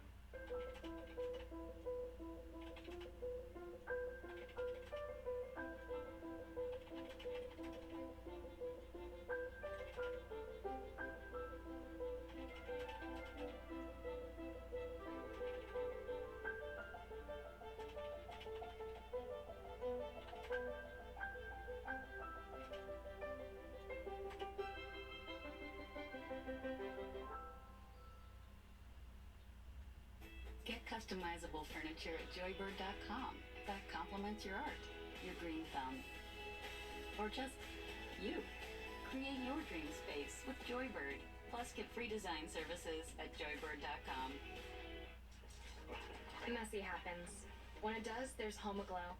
For just $19, HomeAglow will clean your entire house. Everything from dishes to vacuuming, even laundry. Join thousands of Americans and book your first cleaning today for just $19. I'm Lauren Fox on Capitol Hill, and this is CNN. President Biden is in Israel this morning after the deadly blast in Gaza hit a hospital, killing hundreds. This is according to Palestinian officials. We do know a lot of people are dead, hundreds of people, no yet firm number, but it is heartbreaking and horrible, and there was horrible injury and death after that blast. And so many of those people who had sought refuge. That is the reality of the situation, and that blast is also sparking mass anti-Israel protests across the Middle East. Today, starting last night in Jordan and continuing through the day today. In Jordan, local security forces were seen using tear gas to try to disperse huge crowds near the Israeli embassy in Amman. And I want to go to our own Neda Bashir, who is in Amman, Jordan, with more. And then I want to just, the context here, of course, is that the President of the United States was going to be going there, right? And it gives people the context of what happened when this hospital strike occurred, that immediate outpouring in the street in a city where the president was going to go. The anger has boiled over. Absolutely. We have seen that translated to not only the popular front, but also the diplomatic front. As you mentioned, that summit between the leaders of Egypt, the Palestinian Authority, Jordan, and of course US President Joe Biden has been called off. We heard from the Foreign Minister of Jordan yesterday saying that their singular focus in holding this summit was to bring an end to the war, to bring some respite and relief to the Palestinian people inside the besieged Gaza Strip, and he doesn't feel, the Jordanian authorities do not feel that their international partners are on the same page when it comes to that focus at this current point in time. And of course, we cannot ignore the fact that this has come in response to that horrifying attack on the Al Ahli hospital inside the Gaza Strip. We know that 3 days of mourning have been declared. This is being observed across the Middle East. The flag behind me is at half-mast in response to that attack. And of course, as you mentioned, we have seen huge protests taking place across the region. In fact, these protests have been going on from the outset of the war, particularly here in Amman, where almost half of the population are either Palestinian or of Palestinian descent across Jordan, rather. So this is a central cause for many people in this country. We saw huge crowds gathering yesterday towards the Israeli embassy, some protesters attempting to storm the Israeli embassy, and we are expecting to see even further protests today, including one protest which is said to be scheduled outside the US embassy. Of course, the US being seen as a key ally here to Israel and in some sense complicit in what many feel are these horrific airstrikes happening inside the Gaza Strip. But I think it is really important to underscore here the outrage that we have seen amongst people across the Middle East. I think your military analyst just before described this as a bias that is felt in the Middle East. But I have to say, what we've seen from people that we've been speaking to is a sense of horror and outrage at the civilian toll that we've seen inside the Gaza Strip, an area of land that is under blockade, is facing a complete siege at this current point in time. And I think it is also important to underscore that while Hamas, and of course in the eyes of many Arab leaders, has placed the blame squarely on Israel, we know that Israel has categorically denied any involvement in this attack, placing the blame on Islamic Jihad in Gaza for a failed rocket launch, according to the IDF. But I think it's important to underscore that over the course of more than a week now, what we have seen is civilian areas inside Gaza repeatedly coming under attack by Israeli airstrikes. That's not only according to Hamas and Palestinian authorities on the ground in Gaza, but that's according to international rights groups, according to people we've been speaking to, hospitals, medical facilities, schools, even evacuation routes that are said to be safe for people to flee to southern Gaza. So you can imagine across the Middle East the outrage that is felt. And of course, we are expecting more protests across the region, as you mentioned. Some are going on as we speak in Tunisia. We will continue to see people taking to the streets, and this will only intensify as Israel's aerial bombardment of Gaza continues. Absolutely, an air bombardment that we know will continue. And that is a reality that we are living right now. And I want to go to Nick Robertson, who is live in Sderot, Israel, where you have been since the very beginning, Nick. So obviously the White House now downplaying expectations for the trip, but it is clear they had hoped for much more. That's the reality. They thought they were getting to talk to Arab states as well as the Jewish state, but that's not happening. What do you think the number one thing is that Biden has to accomplish today, given the reality of the changed schedule of this trip? Yeah, I think with the all the deaths at the hospital overnight, the stakes obviously went up almost when President Biden was in the air, and the fact that his meetings with the Egyptian president, the King of Jordan, the Palestinian Authority president, that was cancelled is clearly undermines some of what he wanted to achieve. But the big thing that he wanted to achieve was to send a very clear and strong message, as he has since the beginning, that the United States stands with Israel. And that was a message that was designed to signal to Israel's enemies in the region, be they Hezbollah, be they elements in Syria, be they the Iranian leadership, wherever they are, to stay out of the fight. That's been the verbal message, and that was the importance of his message here. And I think because of what happened in the hospital last night and the perceptions around it, that message is needed even more loudly, and that's the one that President Biden has delivered here, very publicly, standing with Prime Minister Netanyahu. There's another sort of important part of the context, I think, when we consider the reaction. The reaction on the streets around the region is a worry for Israel, but it will be a worry for the King of Jordan. It will be a worry for the President of Egypt, because outrage and support of Palestinians on their streets is destabilizing for them. And these are both two countries, two leaders who depend very heavily on financial support from the United States. And in a way, their populations know that, but ignore it. But it puts them in a difficult position as well. When they have to choose the steps that they take, there is the reaction on the street in those countries, and then there is what the political leaders do. And I think the bottom line that we've heard signaled from President Biden today is, last night was horrendous, horrific. Everyone knows it. The pictures are just awful. However, it changes little in the calculus.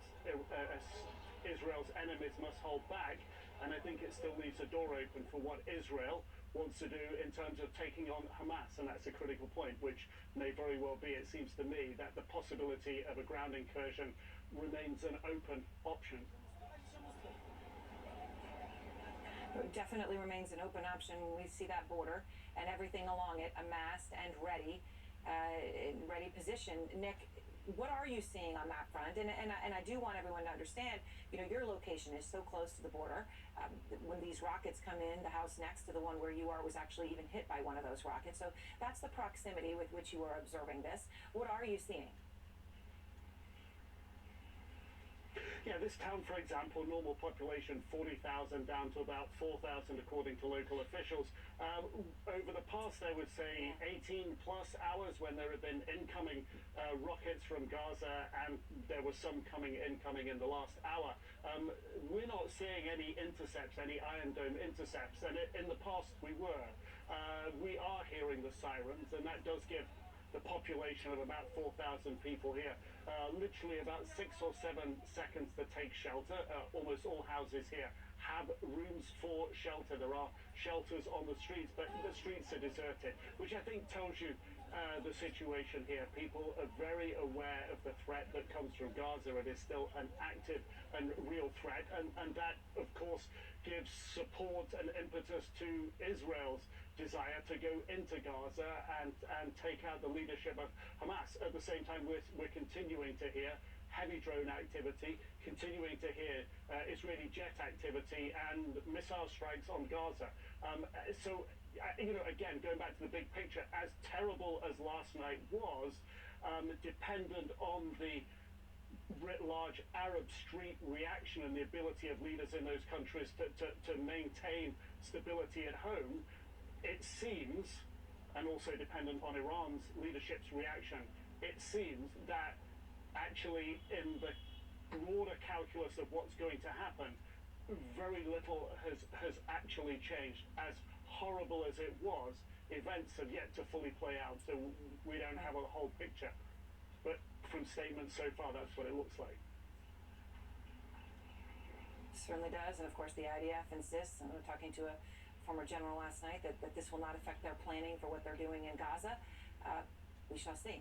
Nick Robertson, thank you very much. And the White House, of course, already downplaying expectations for President Biden's visit to Israel, which has been further complicated, at the least, by that bombing of a hospital in Gaza. Any moment now, President Biden will speak again. We'll be back.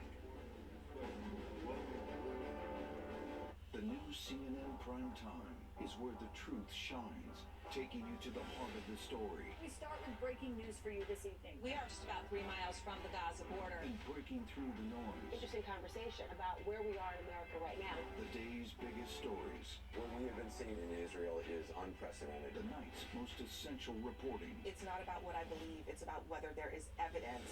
This is the new CNN Prime Time. Weeknights starting at 7 on CNN. You're giving me a good feeling. We tell the stories that matter most. You're giving me a good feeling. Yes, you do. What does human talent look like? Just go on Fiverr. See for yourself. Imagine working with them. Yeah, imagine that. Trust Trust and Will has taken the process of creating your will and made it easy. Like while you're lounging on the couch, easy. All documents are state specific, legally valid, and start at just $159. Find the plan that's right for you at trustandwill.com. Why pay over $100 a month for cable when it's half the cost for Fubo TV? Get all the channels you want with all the entertainment you love for the price that cable can't beat. Try free at FuboTV.com. Guys, listen up. Want to try the strongest FDA-approved ED meds available? If appropriate, get maximum strength generic Viagra prescribed online at 95% off. Just $2 per tablet at RexMD.com. I'm Eva McKen in Washington, and this is CNN. Closed captioning brought to you by InVetHelp. Call 1-800-710-0020. Do you have an invention idea but don't know what to do next? Call InventHelp today. They can help you get started with your idea. Call now, 800-710-0020. Any minute now, President Biden is set to deliver remarks in Tel Aviv. His visit to Israel comes amid deepening tension in the region after a blast that killed hundreds of innocent civilians at a hospital in Gaza this morning. President Biden seeming to agree with the IDF's assessment, the White House already downplaying expectations for the president's war zone visit. Let's get straight to our senior White House correspondent, Kayla Tausche. The big question is what changed from when Biden left Washington, when the White House said they were continuing to investigate who launched what caused this blast, to what Biden saying with Netanyahu saying it appears it was done by the other team. Do we know if the president got more intelligence or another briefing on the plane? We don't, but we assume, Poppy, that on a very lengthy multi-hour flight where he directed his national security team to find new information, that perhaps they did obtain new information. We just don't know what that is, and we've reached out to the White House and the National Security Council to figure out exactly what did transpire overnight and whether anything informed the president's significant shift when he was sitting next to Prime Minister Netanyahu this morning, where he said that he believed that the hospital strike was carried out by the other team, and it essentially was backing Israel's assessment of who was responsible for that attack. That is a significant departure from where the president was just before his departure. Even though the public statements did say that they did not know who was behind the attack, I'm told by my own sources that when advisors briefed the president before his departure, that the U.S. did not even draw a conclusion behind closed doors. And at that time, we're not even certain that they would be able to draw one in a timely manner. That being said, you know, they are certainly downplaying the expectations for any deliverables on this visit with a critical cancellation of that summit in Jordan. Officials telling me that if the president is able to show his support and solidarity and the solidarity of the broader United States with Israel, and also send a message of deterrence to other players in the region not to open up a second front in this war, that would be seen as a success. But certainly there are risks associated with this trip. It is an incredibly volatile environment, and the U.S. is inserting itself in this conflict at a time of asymmetric information, and we're still learning more about what exactly that information is that's leading to some of these shifting assessments. Also, the fact that he will no longer be speaking, he'll no longer be going to Amman, he will no longer also be speaking with President El-Sisi of Egypt. We know how much President Biden values face-to-face meetings and communication. I understand they're going to talk on the phone on the president's trip home. What does the White House hope to accomplish, and what's your reporting on how disappointed they are that these in-person meetings aren't happening? Well, certainly they knew that it was always a possibility that something that was fairly hastily assembled could be just as hastily disassembled, given how much was happening in the region. But it is very fair to say, Poppy, that it was that forum in Jordan and the face-to-face with those leaders where some of those key conversations about humanitarian passage and humanitarian aid were going to be had. And without that face-to-face conversation, we know the president believes that phone and Zoom are no stand-ins for that personal diplomacy. It's hard to see, and officials say that it's also hard to see how anything concrete comes out of it, at least within this very short time frame. Kayla Tausche at the White House, thank you very much. Well, this morning we're hearing from a doctor who was in the hospital at the time of the blast, this harrowing experience. was operating. I just finished one surgery, and suddenly we heard a big explosion. We thought it's outside the hospital because we never thought that it would become the hospital. The people run in the operating theater screaming, help us, help us. Many patients, many people are injured, many people are dead. Joining us now to discuss is Dr. Mustafa Barghouti. He's a Palestinian legislator and the president of the Palestinian National Initiative, which is a political party. So we appreciate your time. I want to start with where you are in Ramallah. We've seen protests throughout the region, certainly a volatile moment in the wake of the explosion at the hospital. How would you describe how people are feeling, how they're reacting right now where you are? People are very angry, and of course nothing can be more embarrassing than a deliberate war crime of an Israeli airstrike killing civilians and killing innocent children and women. 500 victims and hundreds of other injured who could die at any moment.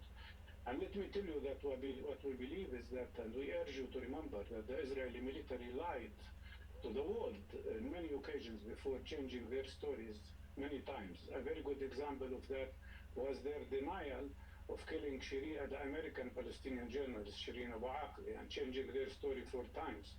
Today they already changed their story 3 times, but the world doesn't notice that. The first time they said that they struck the hospital because there were militants, Hamas militants hiding there. Then they said that Hamas is taking Palestinian civilians as shields, human shields. Then they said that it was jihad and it was a rocket of jihad. I do not believe in any of this nonsense because there are many facts here. One fact is that 57 strikes have already taken place against health facilities, hospitals and clinics in Gaza. This cannot be denied. Another fact is that they warned the hospital, the Baptist hospital run by the Anglican Church, they warned them that they should leave and evacuate. And they couldn't do that because they couldn't leave their patients to die. They also attacked and killed no less than 18 Palestinian first aid providers. They also destroyed 23 ambulances with their airstrikes. And most important, the Israeli airstrikes have already demolished 70,000 houses. Whole neighborhoods were erased to earth. I cannot understand how President Biden, the head of the most powerful country in the world, continues to accept lies from Netanyahu. So, sir, just to, I understand to be your point. I understand what you're saying. I think what we have seen from the IDF, and to be very clear, my colleague Jeremy Diamond asked the IDF at the press conference about the lies and changing stories as it relates to the journalists that you referred to. What you're saying are all contextual pieces. What the IDF is laying out, and I think what the president was responding to today, was specific signals intelligence, specific tracking of rockets. They have documented what they have. I guess my question to you would be, what have you seen that explicitly shows that it was an airstrike beyond the kind of what's happened around it? Of course, I wasn't there, but I have my people are there, and they told me that the type of airstrike they've seen on this hospital is exactly the same airstrike they've seen in other places. One more fact, in addition to what I said before. One more fact is the type of explosion that happened after the Israeli airstrike is a type that no Palestinian rocket could ever have. This wide, huge kind of explosion, killing 500 people in 1 minute, this never happened by Palestinian rockets. And and what we ask for, okay, let's have an international independent commission investigating that. To that point, do you think an international independent commission would be allowed to investigate? Would that be something that international investigators would be allowed on the ground to investigate? No, record what I say to you. Israel would never allow an international investigation, like they never allowed an investigation of the killing of Shireen Abu Akleh. And because you can't have the criminal investigate himself or herself. And the big question here, why Mr. Biden does not call for a ceasefire? How many more Palestinians should be killed before we can get ceasefire? 3,200 Palestinians have been killed so far. 3 war crimes are being committed in front of the world. Ethnic cleansing, genocide, Can I ask and you, sir, siege and collective what would you? punishment on I the understand what you're saying population of about Palestine. the ceasefire, and President Biden has And been. you know, one last But just point. real quick, I just want to know, he is going to speak later today, and it is very clear that the United States and from the president that they are not going to call for a ceasefire, and I understand your perspective on that. What could the president say outside of that, from a regional perspective, that would signify to you a positive step forward? You know, with all due respect, I see that President Biden cares only about one thing, which is to be re-elected.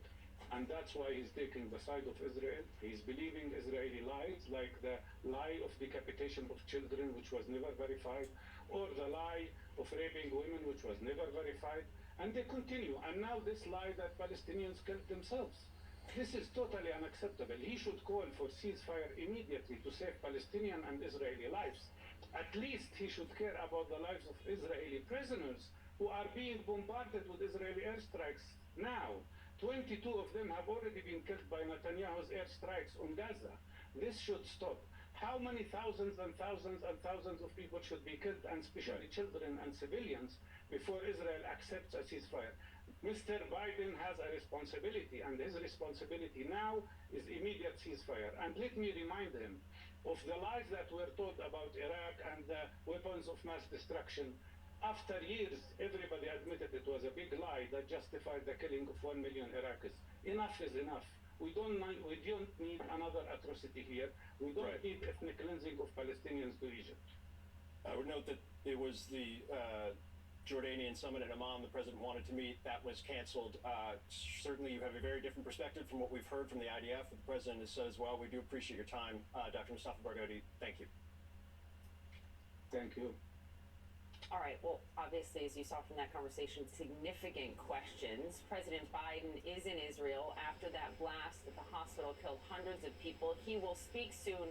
Will he speak about any additional intelligence he may have seen about that blast? Much more ahead. You'll see the president live right here. Sleep more deeply and wake up rejuvenated with Purple's new mattresses. Fall asleep 20% faster, have less aches and pains, and sleep uninterrupted. Visit purple.com or a store near you. At Grainger, we're for the ones who pay attention to every little detail. We're the same way, offering access to product experts to help you quickly and easily find what you need. Call, click Grainger.com, or just stop by. Grainger, for the ones who get it done. He was only 47. Aneurysm. Did he have life insurance? Do you? No. You gotta get on it. Check out SelectQuote. Trust me, the peace of mind, it's worth it. Come on down. Life insurance is too important to put off another day. That's why SelectQuote makes getting coverage you need easy, for less than $1 a day. Now get up to a $2 million policy with no medical exam and same-day coverage. Visit SelectQuote.com. We shop, you save. This is spring semester. There are over 13,000 U.S. school districts which have become top targets for ransomware attacks. But there's never been a reported ransomware attack on a Chromebook, which is why thousands of schools, like the Fairfield-Sassoon Unified School District, switch to Google Tools for education, so they can focus on teaching, and 22,000 students can focus on learning, knowing that their data is secure.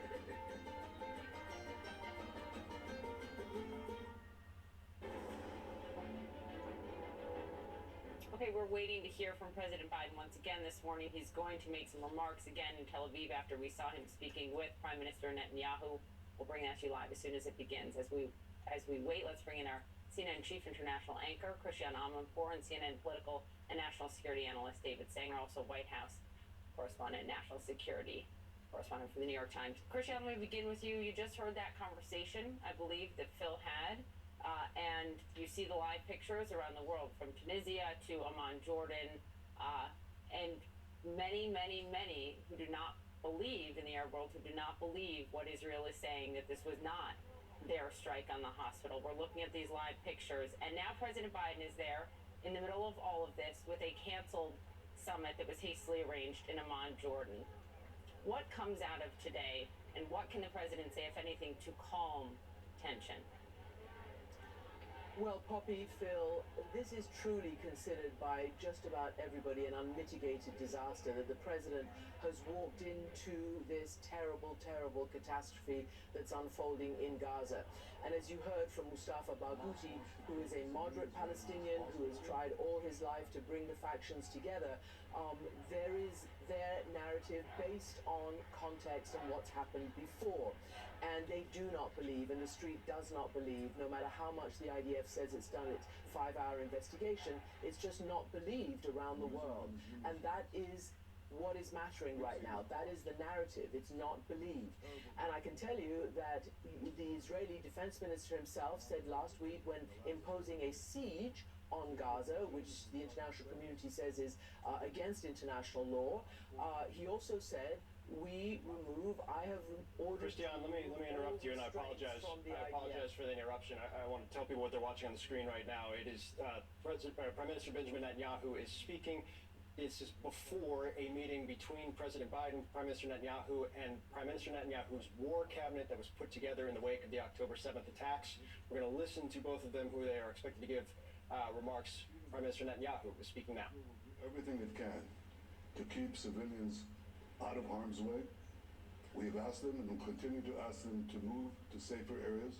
We'll continue to work with you, Mr. President, to assure that the minimal requirements are met, and we'll continue to work together to get our hostages out. Mr. President, the road to victory will be long and hard, but united in purpose and with a deep sense of justice and the unbreakable spirit of our soldiers and our people, Israel will prevail. Thank you, Mr. President. Well, thank you, Mr. Prime Minister. In the wake of Hamas's appalling terrorist assault, it was brutal, inhumane, almost beyond belief what they did.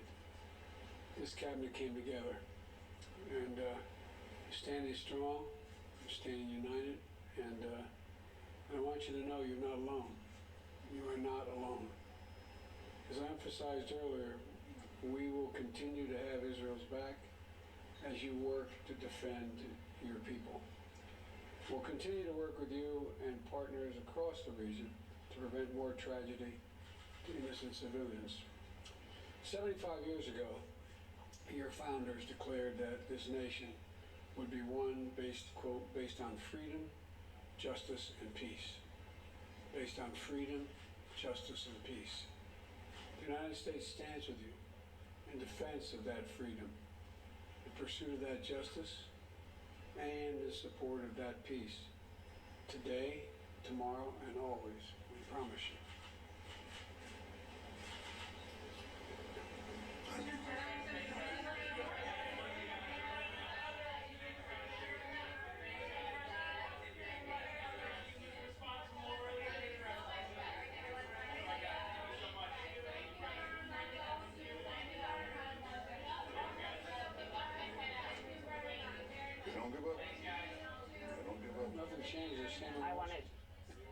Okay, you just heard the end of Netanyahu's remarks there on what President Biden said. With us again, Christian for David Sanger, Aaron Burnett in Tel Aviv, along with Caitlin Collins. Caitlin, let me go to you first. We missed the beginning half of what we heard from Netanyahu. Talk to us about the significance of what was just said and what they're going into now. Well, you heard what Prime Minister Netanyahu was referring to there. He was talking about civilians in Gaza, talking about those warnings that have been issued by the IDF to leave northern Gaza to go to southern Gaza. Of course, that set off that chaotic scramble from so many people and civilians who felt like they had nowhere really to go. But obviously that is a really big concern that President Biden was expected to raise while here, which is the humanitarian aspect of this. The fact that no humanitarian aid has been able to get into Gaza, that has been something that Secretary Blinken and his marathon trips that he's been making here in the Middle East over the last several days, and now back here in Israel, in Tel Aviv, with President Biden is making. I should note, they're just next door to where I am standing here speaking to you right now, meeting with that entire wartime cabinet. Next, the president is going to go and hear from first responders, from victims' families, from the families, the relatives of hostages. But there are going to be key questions between what he and the Prime Minister have discussed Humanitarian aid, Poppy, is right at the top of that. So we'll see if there are any announcements when the president comes and speaks in this room behind me. That's what's next on his agenda. But the White House said President Biden was walking into this with key questions, not just about humanitarian aid, but also what Israel's goal is here. If they do go into Gaza with that expected ground incursion, what are their objectives? What is that going to look like? And those are very critical questions, of course, that the U.S. has, amplified by what has happened and by the fact that those in-person meetings in Jordan have now been canceled and now turned into phone calls, which of course is not the same, certainly not for President Biden, who values face-to-face meetings, as actually going in person as he had initially planned to do. Yeah, it's such a critical point. David Sanger, I want to bring you in here because we saw there was a smaller face-to-face meeting between the president and Prime Minister Netanyahu. This is now a larger, more expanded group with that war cabinet kind of unity coming together that happened in the days after the October 7th attacks. To Kaylin's point, you heard the Prime Minister talking about civilians, about the people of Gaza, which is a critical piece of this for the U.S. side of things. What are the expectations in this meeting that's happening right now? Well, I think there are probably two or three things, Phil.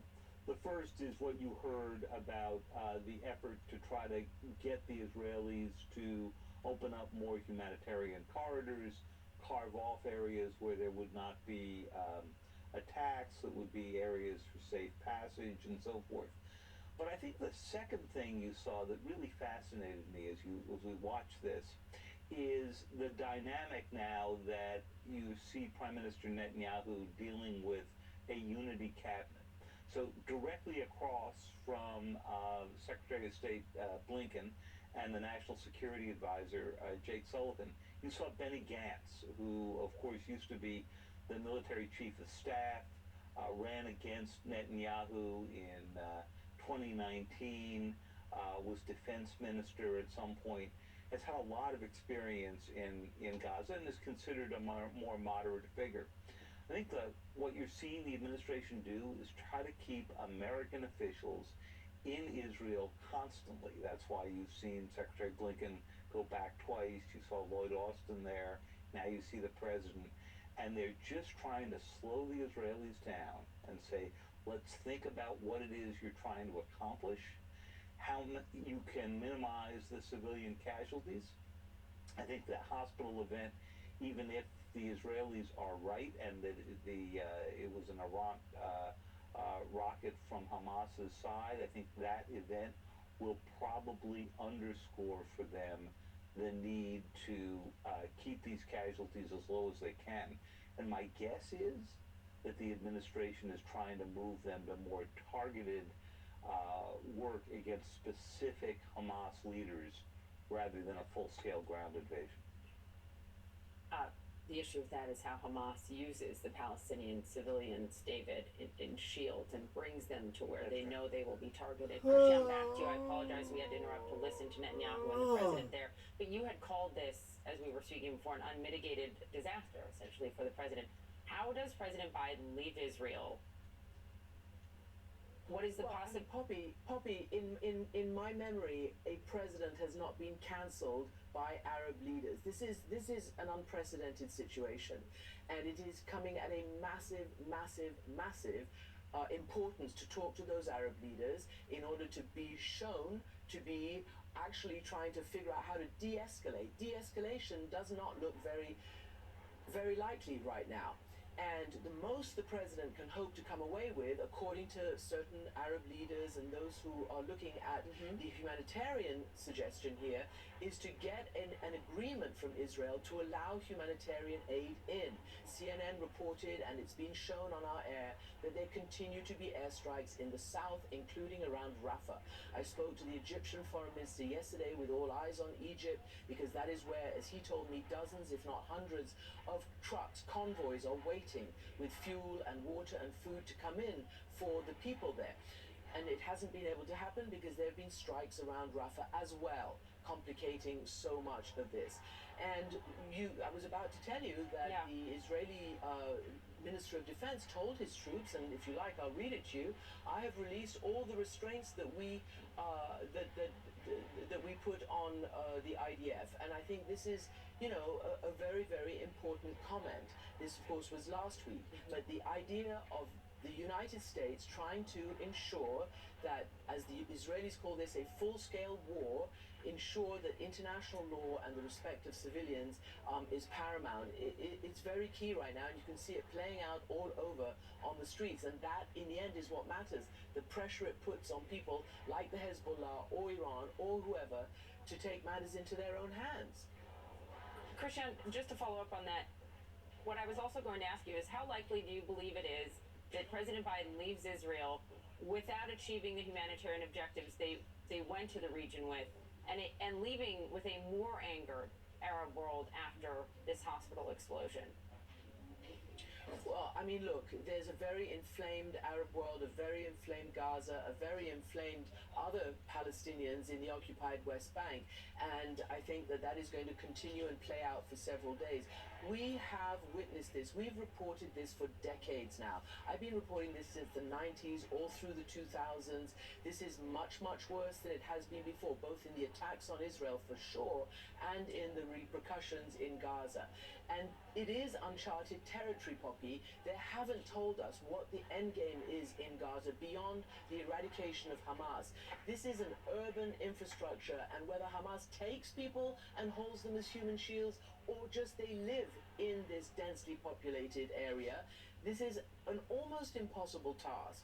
And I've spoken to very key advisors to Prime Minister Benjamin Netanyahu, Mark Regev, for instance, who's also been doing this for decades with Bibi Netanyahu, who told me, Christian, this is not the same as what we've been through before. There will be civilian casualties. He pointed to other wars that have taken place. But they try, he said, to maintain international law. But you've already seen what's going to happen throughout this kind of war. It's always like this. There are attacks in Israel, terrible attacks. There is repercussion, and it is exponentially worse on the other side, and that then creates a constant tsunami of response and counter-response, violence and counter-violence, and in the end, nothing gets permanently solved. So the Egyptians are even saying that they hope the president would be able to talk to the peace leaders, i.e. Jordan and Egypt, and Mahmoud Abbas, the head of the Palestinian Authority, to not only talk about the humanitarian situation, but to figure out at the end of this, could they restart some kind of political process to essentially solve the bigger problem, which is the Palestinian issue. Yeah, Christian, it's interesting to point out that it's not that Israeli officials are not telling anyone what their end game here is, and you've had so many great interviews on this. I think they acknowledge they don't know, and I think that's why the unprecedented nature of this. I want to bring in Aaron Burnett, and just to give folks some idea of what's happened. It's 7:08 here in New York. I think it's 2:08 in Tel Aviv, where President Biden is currently meeting with Prime Minister Benjamin Netanyahu and his war cabinet after a one-on-one meeting, or a smaller, more restricted meeting between the two leaders as part of his agenda while in Tel Aviv. What's not on the agenda anymore is that trip to Amman to meet with Arab leaders. That was canceled in the wake of the explosion at a hospital that is alleged to have killed hundreds. There's now back and forth on the responsibility of the IDF presenting its views and aligning with what President Biden has said, at least in his initial meeting with Prime Minister Netanyahu. Aaron, what are you seeing on the ground right now? So Phil, I think when you hear Prime Minister Netanyahu talk about making sure the minimal requirements are met, and Christian talking about the fact that this is different, so many things fit into what is a familiar narrative for the world right now. When there are strikes on Gaza, counter strikes, a hospital or civilian infrastructure is hit, then there are protests on the Arab streets, and people start to feel what feels like a familiar beat. But as Christian says, this is unprecedented. And Phil, I think it's worth saying, talking to people who witnessed things here, what happened is absolutely unbelievable. They describe it as an apocalypse in hell, but the reason that this is so different for Israel, and that they cannot simply say, okay, and simply try to de-escalate. I mean, I heard last night from a man who was running for safety, walked in a bathroom, and there were babies hanging from a shower curtain rod. There was a mother holding a baby in each arm, and those babies were shot right between the head, execution style, describing the rapes he saw. I mean, that is what confronts this country, and these things are unimaginable. The horrors unimaginable, but that is why they're in the position they're in, Phil, where there is no talking off a brink or talking off a precipice. Something must be done. That is the palpable feeling here, that something must be done. And Clarissa, it is that is the feeling in every conversation here, and the reason this country is waiting, that they do want, whatever word you want to use, revenge or payback or retribution, they demand that.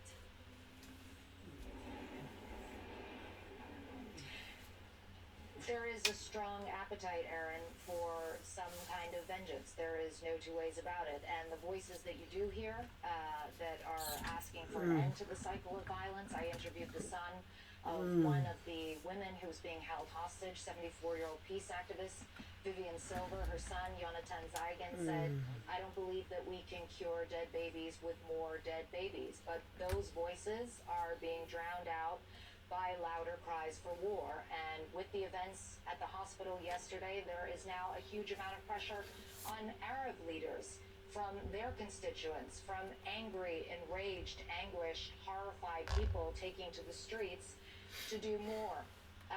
We heard the Jordanian foreign minister saying, in part the reason for canceling this summit with Biden was there's no conversation to be had until the war stops.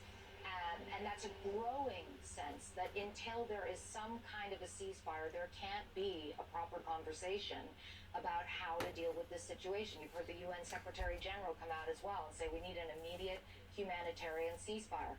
So far, it's clear that that is not going to happen. We have been hearing strikes all morning, throughout all of yesterday, strikes happening close to the southern to the southern border with Egypt, the Rafah crossing. That was the place where Gazans had been told essentially that they should run to for shelter, for refuge, that they should leave their homes in the north. So you have this essentially a complete paralysis with all sides dug in, with tempers and anger and emotions flaring to unprecedented levels, and the very real fear that this then spills out into a broader regional conflagration, which clearly nobody wants to see.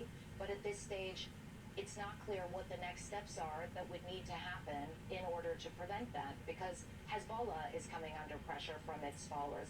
Iran is coming under pressure from its followers, not to mention the Jordanians, the Saudis, the Emiratis, who have essentially been the most vocal proponents of normalized relations with Israel.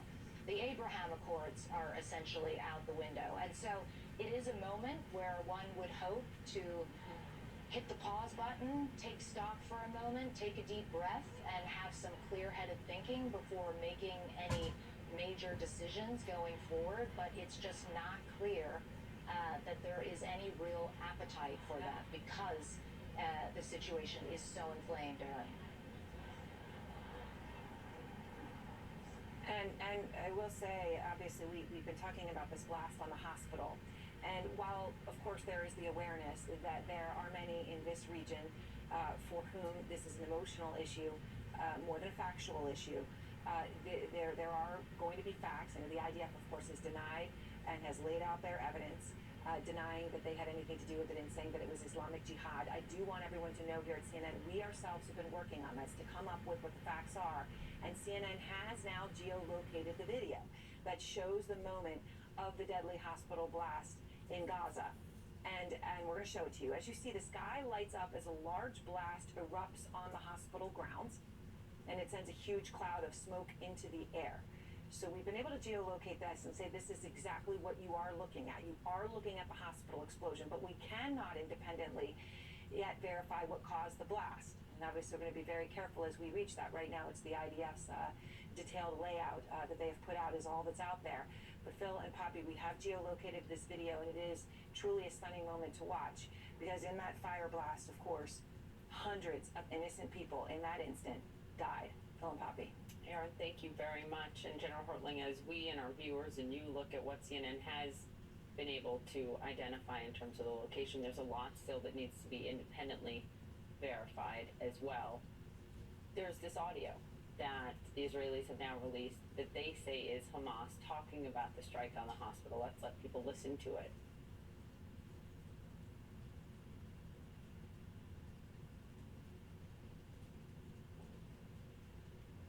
لأن هذا بشكل ما معاه خلينا نقول هيك بيحكوا إن الشظايا تبعت الصاروخ إنه الشظايا محلية مش زي شظايا بتلاقيهم طالعين من المقبرة اللي ورا المستشفى المعمداني دي اللي هو خفة ونزل عندهم. And there are subtitles on the screen. As you listen to that, and let's bring up the video again that we were just showing. What do you take from both of those? First, from the video, you see a very large blast, and you say, well, that's not from a rocket. But I'd suggest if that rocket failed in flight, it still has a lot of rocket fuel within it. So you have a combination of the explosion that you would normally get when a rocket impacts, plus the fuel of the rocket itself. That's why when you look, you combine that with the parking lot photos, and you see all the burned cars. Some cars burned, some not. Tells me that that fuel, the rocket fuel, spilled over a large area. You see the shrapnel against the side of the hospital as opposed to it striking the hospital itself. That tells me there was a blast radius, but there was no crater. So you're beginning to see a bunch of analysis that shows what exactly this was. You add that to the video. Now, of course, that could be artificial intelligence. Those could be, someone submitting a video like that. But it's an indicator that there was conversation online from various terror groups saying, is it ours? No, it's theirs. Where'd it come from? What happened? Did they shoot down the missile? No, the missile failed. These are the kinds of things you put all that intelligence together, not only with what we saw earlier from the point of origin of a rocket that was flying over the hospital location, plus the potential for other signals intelligence and what's called Mason intelligence, the ability to gather explosions from the ground or takeoffs of rockets from the ground, and it's beginning to form a picture. But as we said before, Poppy, the Arab Street already has this. They want to believe something else. I heard your interview earlier, Phil, with the Palestinian leader. There is no saying that Israel is telling the truth now. It's just too late for that. But it appears to me, as kind of an analyst, that this was a rocket and not an explosion from an Israeli jet. Lieutenant Hortling, thank you very much for your expert eye on all of that. Appreciate it. Well, as we've noted, there are massive protests that have erupted in cities across the Middle East, even as allegations go back and forth on responsibility. Gaza officials, they blame Israel, while the IDF says it was the Islamic Jihad in terms of the rocket itself. We are going to be live in Amman, Jordan, with reaction. That's next.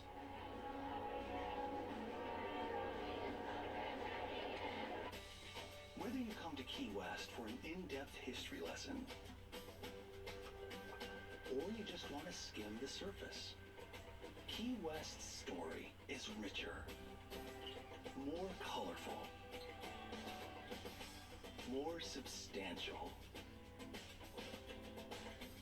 and quirkier than you ever imagined. Key West, close to perfect, far from normal. I have a structured settlement and I need cash now. Call J.G. Wentworth, 877 cash now. I have an annuity, but I need cash now. Call J.G. Wentworth, 877 cash now. It's your money. Use it when you need it. Call J.G. Wentworth, 877 cash now. This is American infrastructure. Megawatts of power, rails and open road, and essential services of every kind, all running on countless invisible networks, making it a prime target for cyber attacks. But the same AI-powered security that protects all of Google also defends the systems running America's infrastructure. For these services, for the 336 million of us living here. If you have bladder leaks when you laugh or cough, like we did, there's a treatment that can help. Bulkamid. And the relief can last for years. We're so glad we got Bulkamid. Visit findrealrelief.com to find a physician near you. Confused by the Medicare ABCs? If you have Original Medicare, then you have Parts A and B. Have you considered Part C? Medicare Part C is sometimes known as a Medicare Advantage plan, and it's one of the best ways to help protect yourself from out-of-pocket Medicare costs. If you only have Medicare Parts A and B, there are 3 things you should do. 1. Call the number on your screen. 2. Give the licensed insurance agent your zip code. 3. See what Part C plans with benefits are available to you. 1, 2, 3. It's that easy. Medicare Part C plans are available with benefits you may not be receiving with your current plan. Call now to enroll during the Medicare annual enrollment period. There may be a plan available in your area with benefits, but you won't know unless you 1. Call the number on your screen now. 2. Give the licensed insurance agent your zip code. 3. See what Part C plans with benefits are available to you. Medicare Part C plans are available now. Plans may include benefits you are not currently receiving. Call today. You don't get a new Medicare Advantage plan automatically. Call now to enroll during the Medicare annual enrollment period. If you already have a plan, call to find out if any changes have been made to your coverage for 2024. If you only have Medicare Parts A and B, there are 3 things you should do. 1. Call the number on your screen. 2. Give the licensed insurance agent your zip code. 3. See what Part C plans with benefits are available to you. 1, 2, 3. It's that easy. Medicare Part C plans are available with benefits you may not be receiving with your current plan. The Medicare Benefit Helpline is accepting calls right now to see what 2024 plans with benefits are available to you. Everyone on Medicare can call today for a free Medicare benefits review. The call is free. There's no obligation. Call 800-779-9806. Something must be done. Simultaneously, tensions demand that cooler heads prevail. A song by Paul Beckman, polylingual song. Created October 18th, 2023.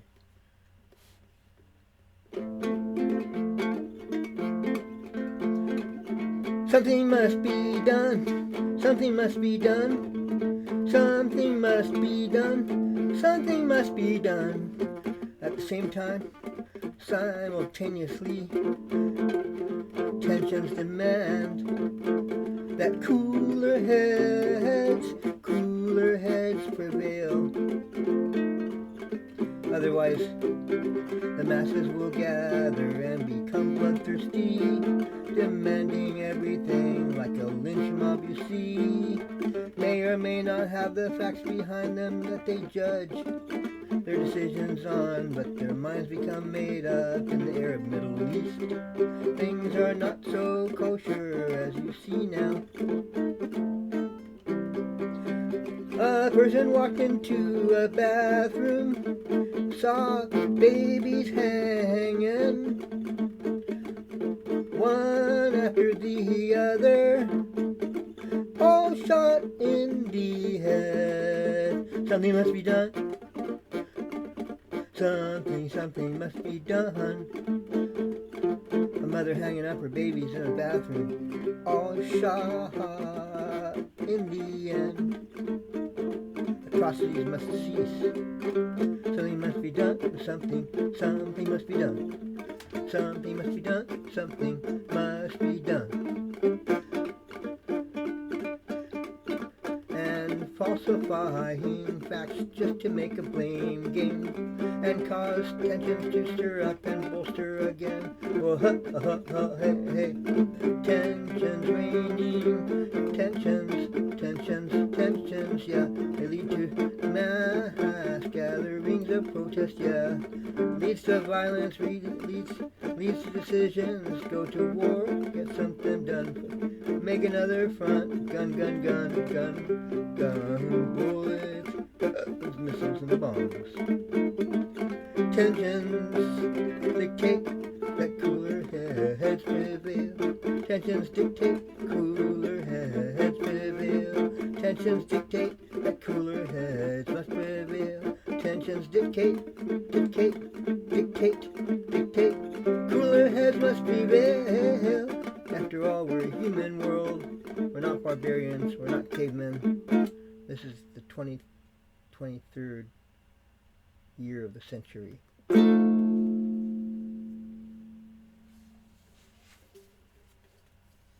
Something must be done. cooler heads must prevail. Lower the tension dial. Come on, my compatriots. Come on, my fellow human beings. And remember, don't stop looking for and recognizing the divine light in all.